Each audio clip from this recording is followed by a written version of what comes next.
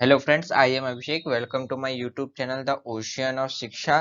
Friends, इस video में हम UPSC 27 year previous year question paper discuss करेंगे, जो कि हमारा सब्जेक्ट वाइज डिस्कस होगा और यूनिट में बटा होगा।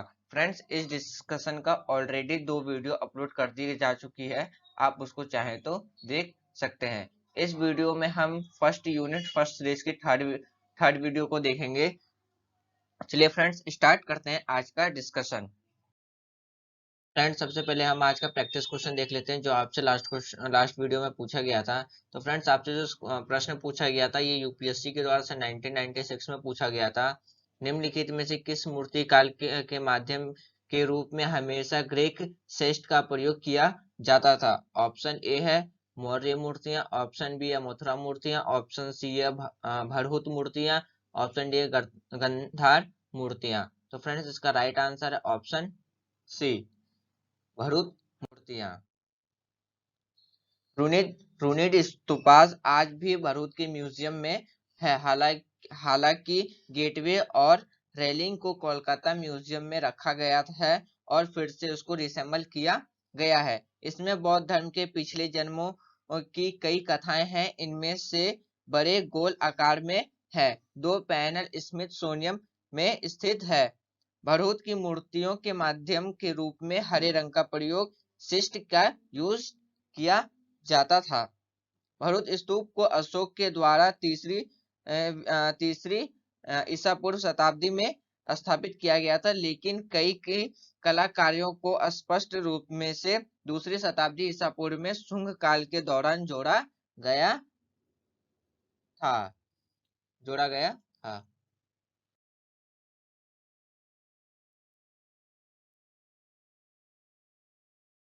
फ्रेंड्स, आज का हमारा पहला क्वेश्चन है, जो सन 1997 में पूछा गया था। गुप्तों द्वारा जारी किए गए चांदी के सिक्के को क्या कहा जाता था? ऑप्शन ए है रूपक, ऑप्शन बी है कर्सपन, ऑप्शन डी है दिनारा, ऑप्शन सी है दिनारा, ऑप्शन डी है पाना। तो फ्रेंड्स, इसका जो राइट आंसर है वो है ऑप्शन ए, रूपक रूपंक। रूपंक गुप्त काल का चांदी का सिक्का था और 16 रूपंक एक सोने के सिक्के के बराबर हुआ करता था।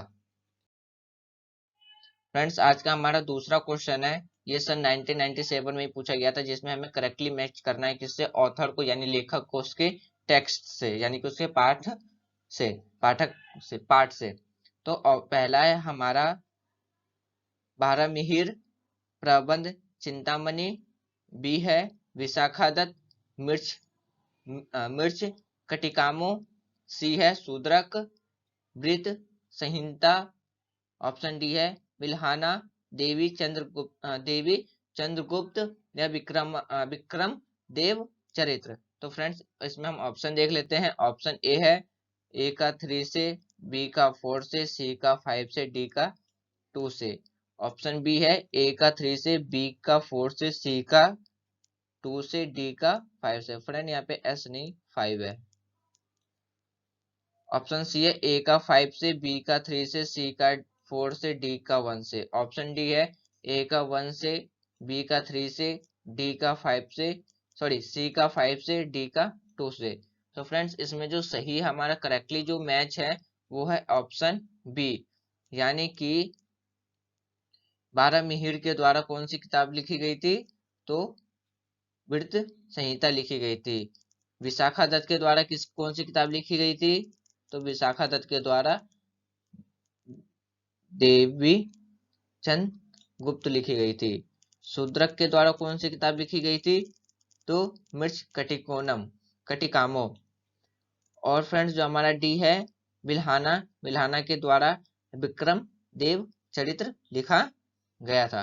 तो इसलिए फ्रेंड्स, हमारा जो ऑप्शन बी है वो है करेक्ट आंसर है।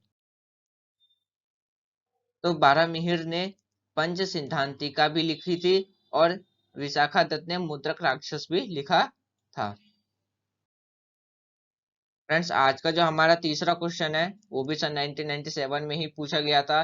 निम्नलिखित में से कौन सी प्राचीन भारतीय व्यापारियों का एक निगम था? ऑप्शन ए है चतुर्वेदी मंगलम, ऑप्शन बी है परिषद, ऑप्शन सी है अष्ट दिग दिग गाजा, ऑप्शन डी है मनीग्राम। तो फ्रेंड्स इसका जो राइट आंसर है वो है हमारा डी, मनीग्राम। 10वीं और 12वीं शताब्दी में पश्चिम चालुक्य शासकों के काल में दक्षिण भारतीय व्यापारियों का एक मनीग्राम का सब एक विशाल प्रभावशाली संघ था। फ्रेंड्स आज का हमारा चौथा क्वेश्चन है, पुलकेशिन प्रथम का बादामी शिलालेख शक वर्ष 465 में दिनांकित किया जाता है, तो यदि इसे हम विक्रम संवत में दिनांकित किया जाना था तो वह वर्ष कौन सा होगा? ऑप्शन ए है 601 वर्ष, ऑप्शन बी है 300 वर्ष, ऑप्शन सी है 430 वर्ष, ऑप्शन डी है 407 वर्ष। तो फ्रेंड्स इसका जो राइट आंसर है वो है ऑप्शन ए 600। जो शक युग था वो 78 ईस्वी में शुरू हुआ था, जबकि विक्रम युग 58 ईसा पूर्व में शुरू हुआ था। तो अगर हम पुलकेशिन प्रथम के बादामी शिलालेख का विक्रम युग में बदलना चाहते हैं तो हमें यह 465, 78, 58 हम तीनों को, अगर हम इस तीनों युग को जोड़ देंगे तो हमारा जो विक्रम संवत युग होगा वो हमारा होगा 601। तो इसलिए हमारा ऑप्शन ए 601 युग करेक्ट आंसर है। हमारा पांचवा क्वेश्चन है, कई यूनानियों, कुषाणों और शक ने हिंदू धर्म के बजाय बौद्ध धर्म ग्रहण क्यों किया था? तो फ्रेंड्स इसमें क्वेश्चन पूछ रहा है जो हमारे जो कई कुछ जो शासक थे जैसे कि यूनानियों हो गए, कुषाणों हो गए और जो शक हो गए, इन्हें हिंदू धर्म के बजाय उन्होंने बौद्ध धर्म को ही क्यों अपनाया था? तो ऑप्शन देख लेते हैं। ऑप्शन ए है उस समय बौद्ध धर्म आरोही अवस्था में था, ऑप्शन बी है उन्होंने युद्ध और हिंसा की नीति का त्याग किया था, ऑप्शन सी जातिग्रस्त हिंदू धर्म ने उन्हें आकर्षित नहीं किया था, ऑप्शन डी है बौद्ध धर्म ने भारतीय समाज तक आसान पहुंच प्रदान किया था। तो फ्रेंड्स इसका जो राइट आंसर है वो है ऑप्शन सी। तो जो यूनानियों, कुषाणों और जो शक थे उन्होंने हिंदू धर्म के बजाय बौद्ध धर्म को सिर्फ इसीलिए ग्रहण किया था क्यों? क्योंकि जातिग्रस्त हिंदू धर्म ने उन्हें आकर्षित नहीं किया था। और फ्रेंड्स जो उसका अगला जो उसके जो और कुछ जो कारण थे, उन्होंने बौद्ध धर्म ग्रहण किया क्योंकि जाति आधारित हिंदू धर्म ने उन्हें आकर्षित नहीं किया था। ये तो हमने अभी देख लिया। और बौद्ध धर्म ने हिंदू धर्म की तुलना में सबसे आसान प्रवेश किया, जिनमें जन्म से संबंधित जाति संरचना शक्ति बना थी, इसलिए उन शासकों ने स्थानीय लोगों पर अपना प्रभुत्व मजबूत करने के लिए बौद्ध धर्म को अपना लिया था। तो फ्रेंड्स हम अपना नेक्स्ट क्वेश्चन देखते हैं।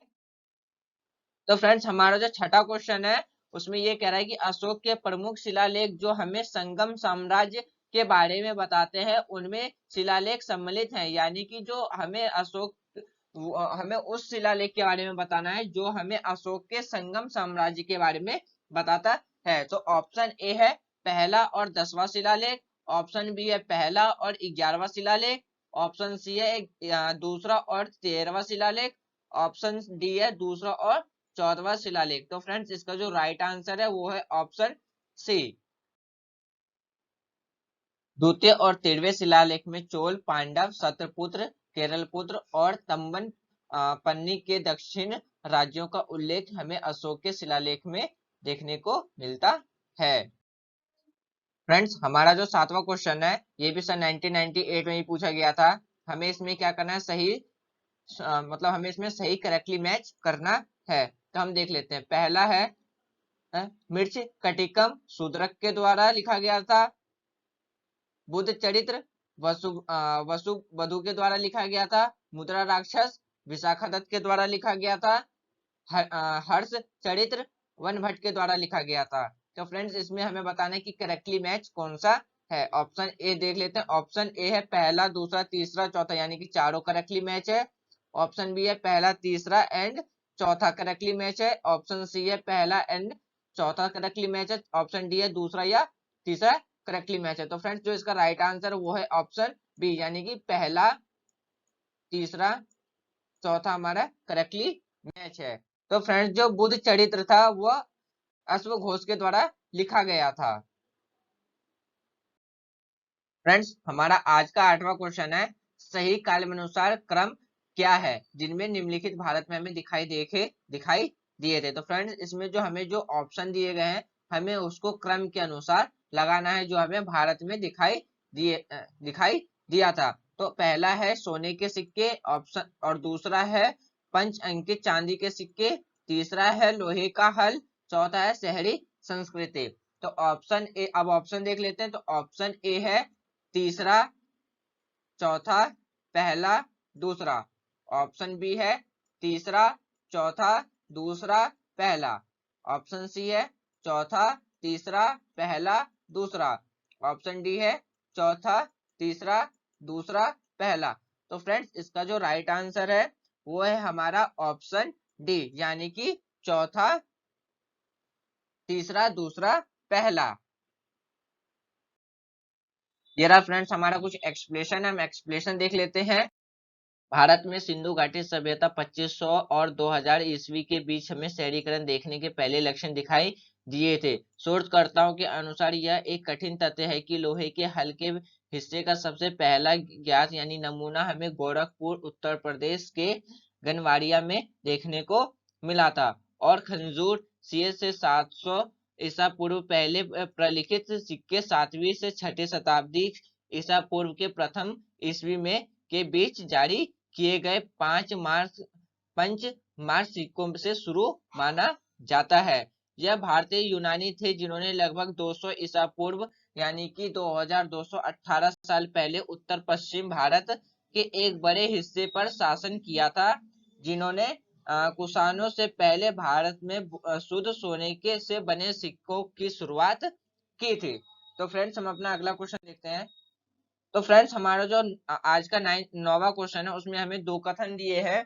हमें इन दोनों कथन इनको देखते हुए ये बताना है कि इनमें से कौन सा ऑप्शन हमारा सही है। तो हमारा जो पहला कथन है, जो हमारा पहला कथन है वो अशोक के आदेश के अनुसार लोगों के बीच सामाजिक सद्भाव धार्मिक भक्ति से अधिक महत्वपूर्ण था, क्योंकि कारण उन्होंने धर्म के प्रचार के बजाय समानता के विचार का प्रयास किया था। फ्रेंड्स ये क्वेश्चन सन 1998 में पूछा गया था।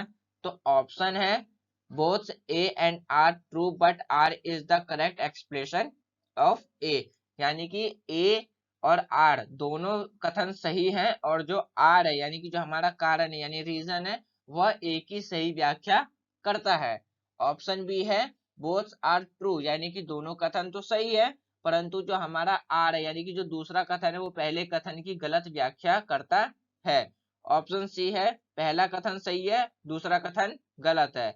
ऑप्शन डी है पहला कथन गलत है दूसरा कथन सही है। तो फ्रेंड्स जो इसका राइट आंसर है वो है ऑप्शन ए, यानी कि हमारे दोनों कथन सही है और जो हमारा दूसरा कथन है वो पहले कथन की सही व्याख्या करता है। अशोक के शिलालेख ने धर्म के प्रसार प्रचार के स्थान पर समानता के विचार का प्रसार कर लोगों में सामाजिक समानता पर बल दिया था। इसलिए फ्रेंड्स हमारा दोनों कथन सही है और जो हमारा दूसरा कथन था वो पहले कथन की सही व्याख्या करता है। दोस्तों आज का हमारा आखिरी क्वेश्चन है, निम्नलिखित प्राचीन भारतीय अभिलेख में से कौन सा देश में रोने के दौरान उपयोग किए जाने वाले उद्गानों को संरक्षित करने का सबसे पुराना शाही आदेश है। तो ऑप्शन ए है सोगोरा कॉपर प्लेट, ऑप्शन बी है अशोक का अशोक का रेमेडाई स्तंभ आलेख, ऑप्शन सी है प्रयाग प्रसिद्ध, ऑप्शन डी है चंद्र का मेहरौली स्तंभ शिलालेख। तो फ्रेंड्स जो इसका राइट आंसर है वो है option A, option A is correct answer.